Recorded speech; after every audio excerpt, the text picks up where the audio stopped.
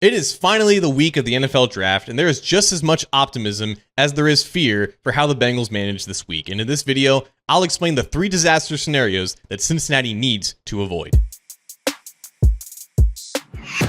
Hi again, Bengals fans. John Sheeran of A to Z Sports Cincinnati here. And the closer that the NFL draft gets to us, the more I think there is a fear of how it can go wrong for the Bengals. Because the draft is a lot like a big team that the team has to play, only there's a months-long lead up to it, and it's overanalyzed to death, and there's all these mock drafts about the best possible scenarios of how the draft can unfold, and unfortunately, as we've seen in years past, it doesn't always go like that. But of course, it's completely different than just a game, right? They can't just rebound a week later and get that game back. The draft is where you make multi-year investments in players that are supposed to be your foundational pieces, and whiffing on the first couple of picks can set you back years. The ramifications of getting the draft right or wrong can impact a team's Super Bowl window, and it can close it in a hurry. And it's why the Bengals are kind of in this position right now. They haven't necessarily been very consistent at drafting outside of the first handful of picks like Joe Burrow and Jamar Chase. So Bengals fans in general are uneasy about the draft. It's not like it was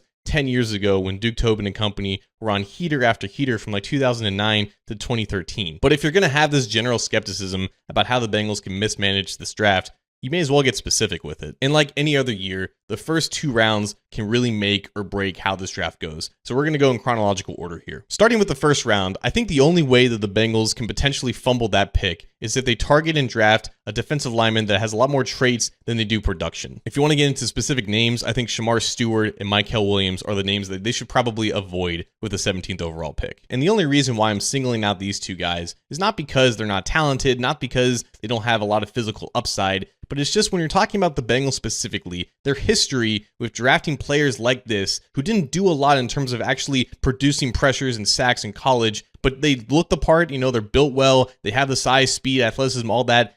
It doesn't always work out for them. In fact, it rarely works out for them. I think that either Stewart or Williams can go to another franchise, to another defense, and they can fulfill whatever potential that they may have. But am I counting on that to happen in Cincinnati, specifically when looking at the last 15 years of this team developing, or should I say, failing to develop a lot of Tracy defensive linemen really since Geno Atkins and Carlos Dunlap? No, I'm not. And in fairness to both Geno and Carlos, they did produce in college. They were just undervalued because of their own specific reasons. In recent memory, this team, and it doesn't really matter what coaching staff was on staff at the time, they've fallen in love with guys who looked the part, but just didn't do enough in college to indicate that they would be successful NFL players. For the fans who have been around here for a while, the names Margus Hunt, Brandon Thompson, Will Clark, Ronell Wren, Tyler Shelvin, they all ring a bell for this reason. So that's the most likely mistake that I could see them making in the first round. If they can avoid that, they can enter round 2 with some peace of mind. But as we talked about last week with Xavier Watts, round 2 can be where the entire draft changes for the better or the worse for the Bengals. And this next problem doesn't really have anything to do with them specifically. It has everything to do with what happens in front of their pick. Because if the Bengals do not draft an offensive lineman with the 17th overall pick, they will be praying, they will have their fingers crossed that a run on offensive lineman does not occur before the 49th pick. And I bring this up because for what the Bengals are looking for an offensive lineman, it is a really good class. It is a really strong and deep class, and there should be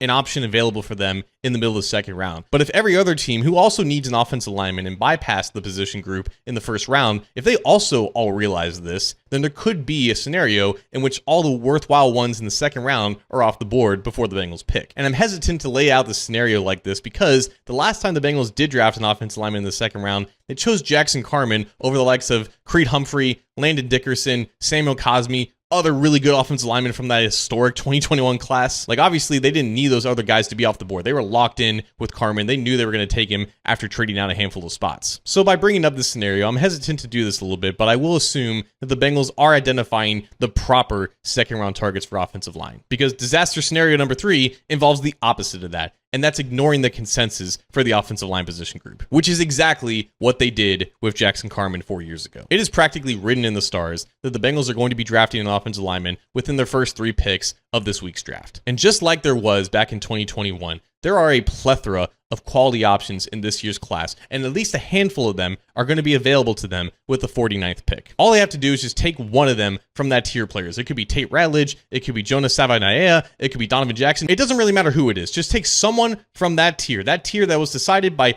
everyone who does this and says, hey, These guys are worth being drafted at this spot. Just take someone from there and get out of there. Because the last thing that they can do with such a glaring need at the guard spot is to overdraft someone there. And as a lot of you have pointed out, this is not an ideal situation that the Bengals are entering. They have a lot more pressing needs than they do premium draft picks this year. And not only does that not shrink the importance of this draft class, it amplifies it for the Bengals. And with that amplified importance, we will have to judge it accordingly. So if the Bengals do avoid these disaster scenarios, we can come away from it feeling pretty good. But if they don't, well, you can guess what my reaction is going to be then.